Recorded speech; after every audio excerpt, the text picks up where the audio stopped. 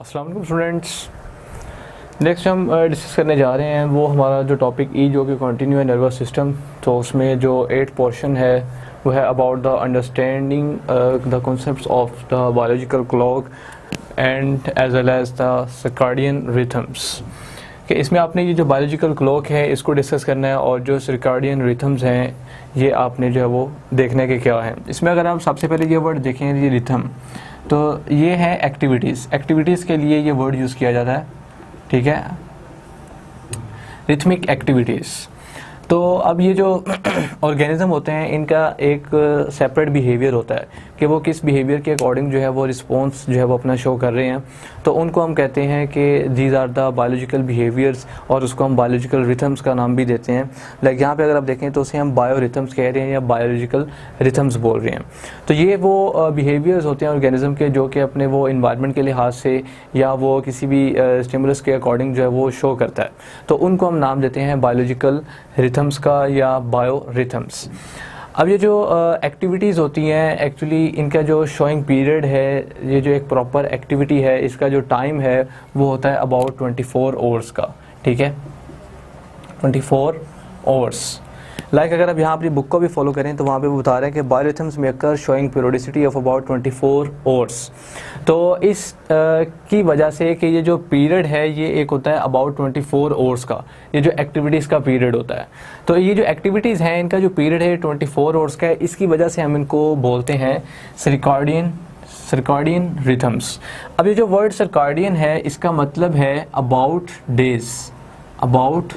Days, यानी कि days के मुतालिक जो रिथमिक एक्टिविटीज़ हैं ऑर्गेनिज्म की वो क्या हैं, ठीक है।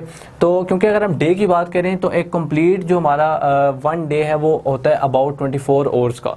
तो 24 आवर्स में जो ऑर्गेनिज्म की एक्टिविटी है कि वो किस तरह से जो है वो अपना बिहेव शो कर रहा है उसको हम बोलते हैं उसकी सर्काडियन रिथम्स, ठीक है, जिसमें वो डे के लिहाज से जो है वो अपना बिहेवियर शो करता है। लाइक अगर हम कुछ कंडीशन इस तरह से देखें, अब ये जो 24 आवर्स हैं इनमें डिवीजन्स भी तो होती हैं ना, लाइक जैसे डे है, ठीक है, इसमें डे भी आता है और इसमें नाइट भी आती है। तो कुछ ऐसे प्लांट्स होते हैं जैसे कि अब इसमें आ जाते हैं डायूरनल प्लांट्स और साथ में नॉक्टर्नल प्लांट्स, ठीक है, ये प्लांट्स की कैटेगरीज हैं। अब ये इस किस्म के प्लांट्स हैं जो कि डे टाइम में एक्टिव होते हैं, ठीक है, और ये इस किस्म के प्लांट्स हैं जो नाइट में एक्टिव होते हैं, एक्टिव इन नाइट, ठीक है। तो अब ये है तो प्लांट्स ही, पर इनमें देखें अब इफेक्ट्स आ गए कि ये डायूरनल प्लांट्स हैं जो कि डे में अपना बिहेव शो कर रहे हैं, ठीक है, डे टाइम में एक्टिव हैं, और नॉक्टर्नल प्लांट्स ऐसे हैं जो कि नाइट में एक्टिव हैं। तो ये दोनों का अपना एक बिहेवियर है रिस्पॉन्स शो करने का, ठीक है। तो इसको हम कहते हैं कि 24 आवर्स की इनकी एक्टिविटीज़ है जिसमें ये बिहेव शो कर रहे हैं और नाइट में वो बिहेव शो कर रहे हैं। तो ये जो है ये सर्काडियन रिथम है, ठीक है। अब अगर ये सर्काडियन रिथम जो है ये चली जाए आपके ईयर के ऊपर, यानी 365 डेज़ के ऊपर अगर ये डिपेंड करे तो फिर इसे हम कहते हैं सर्कैनुअल रिथम्स अबाउट। अब यहाँ पे जो सर्कैडियन रिथम है इसका मतलब था अबाउट डेज, तो इसका मतलब हो जाएगा अबाउट ईयर, ठीक है। तो एक साल में हमारे पास 365 डेज़ होते हैं 1 ईयर में, तो इतने टाइम में जो ऑर्गेनिज्म अपनी एक्टिविटी शो करेगा वो क्या होगी, सर्कैनुअल रिथम्स। लाइक अब ये एक्टिविटीज़ क्या हैं इनकी अगर हम बात देखें तो लाइक जैसे आप जानते हैं कि प्लांट्स जो हैं इनमें स्टोमेटा होते हैं, ठीक है। अब स्टोमेटा का एक फ़िक्स टाइम होता है ओपन होने का और एक फ़िक्स टाइम होता है क्लोज़ होने का, ठीक है। अगर आप दिन के वक्त देखें तो दिन के वक्त जो स्टोमेटा है ये ओपन रहते हैं और रात के वक्त जो है ये स्टोमेटा क्लोज हो जाते हैं। अब ऐसा क्यों होता है, लाइट के रिस्पॉन्स की वजह से भी होता है, ठीक है, और साथ ही साथ अगर हम ट्रांसपिरेशन का इफेक्ट देखें उसकी वजह से भी होता है, ठीक है। तो स्टोमेटा ओपन और क्लोज ये भी एक उसकी रिथमिक एक्टिविटी है। इसके अलावा अगर आप और कंडीशंस देखें तो फ्लावरिंग, अब फ्लावरिंग जो है ये भी एक टाइम पीरियड होता है कि किस टाइम में जो प्लांट है वो फ्लावरिंग इंड्यूस करवाएगा और किस टाइम में जो प्लांट है उसकी जो फ्लावरिंग है वो इनहिबिट होगी, इंड्यूस नहीं होगी। तो ये जो फ्लावरिंग का फ्लोर ओपन होते हैं, क्लोज होते हैं, ठीक है, ये भी सारा जो है ये भी रिथमिक एक्टिविटी है जिसे हम कहते हैं these are the rhythms, bio rhythms. तो अब ये जो एनुअल रिथम्स की अगर हम बात करें तो अगर ये एनुअल एक्टिविटी है, लाइक एनुअल एक्टिविटी में अगर हम बात करें तो कुछ ऐसे बर्ड्स हैं जो माइग्रेशन परफॉर्म करते हैं, ठीक है। लाइक अगर हम देखें तो वो विंटर सीजन से वहाँ उस तरफ मूव कर जाते हैं जहाँ पे उनको थोड़ा सा यानी कि हॉट टेम्परेचर मिल जाए, या वो हॉट टेम्परेचर से विंटर की तरफ जो है वो मूव करते हैं, विंटर सीजन की तरफ।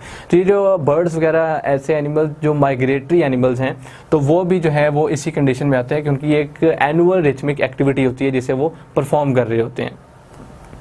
तो ये सारी कंडीशन जो हैं, ये कुछ इंपॉर्टेंट पॉइंट्स हैं जिनको आपने याद रखना है कि circannual about year, circadian about days, और इस तरह से ये डिवीजन। नॉकटर्नल प्लांट्स नाइट में एक्टिव होंगे, डायर्नल प्लांट्स जो हैं वो डे में बिहेव शो करेंगे, और इसकी एग्जांपल्स मैंने आपको दे दी, लाइक स्टोमेटा है, ठीक है, फ्लावर्स की ओपनिंग क्लोजिंग, ठीक है, और फ्लावरिंग इंड्यूस किस टाइम पे होगी, ठीक है। और इसके अलावा अगर हम देखें तो जैसे माइग्रेटरी एनिमल्स हैं वो भी इनकी एग्जांपल हैं। फर्दर अगर हम देखें तो बायोरिथम जो हैं ये किसके रिजल्ट में होती हैं।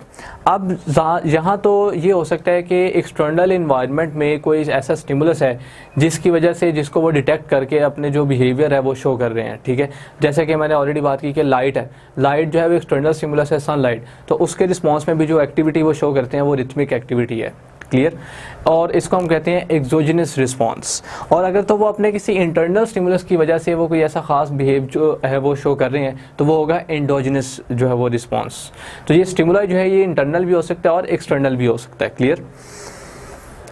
दैट उसके बाद अगर हम इंटरनल की बात करें तो there may be an internal rhythm that progress the organism's behaviour in synchronicity. इसका मतलब ये जो हमारे पास है सिंक्रोनाइजेशन, इसका मतलब होता है कि उसको सेम करके देखना, ठीक है। ये दो चीज़ें जो है वो सेम हैं। तो synchronicity with the exogenous temporal period particularly uh 24 और आ 365 day period.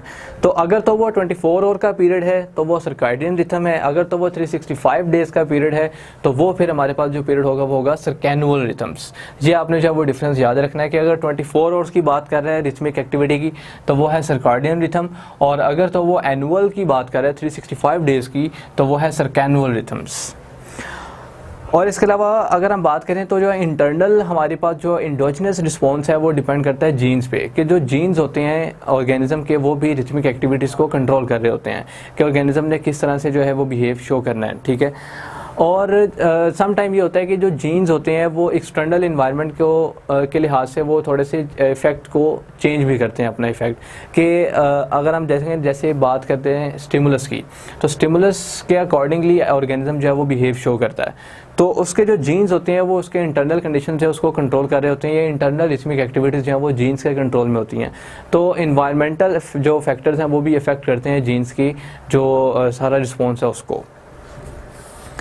Thus timing of behavior results from a combination of effects of rhythmical internal processes and timed events of the environment। तो ये कुछ important points है, ये कोई इतना बड़ा किस्म का कोई टॉपिक नहीं है, इसमें से कुछ इंपॉर्टेंट पॉइंट्स बस ये जो है आपने याद रखने हैं।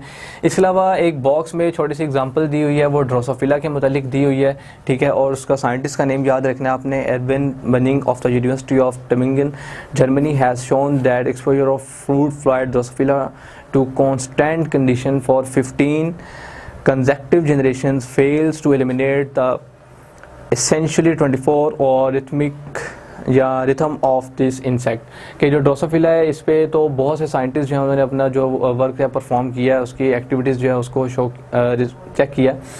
तो इसमें अगर हम देखें तो ये एक एग्जांपल आपने छोटी सी याद रखनी है। इसके अलावा अगर हम देखें तो ये जो कुछ इंपॉर्टेंट पॉइंट्स यहाँ पे हमने देखे ये बहुत इंपॉर्टेंट है, इनको आपने जो है वो याद रखना है। और इसकी एक दो एग्जांपल जो मैंने आपको बताई ये काइंडली याद रख लें, ये आपको जो है वो हेल्प परफॉर्म करेंगी एग्ज़ाम में।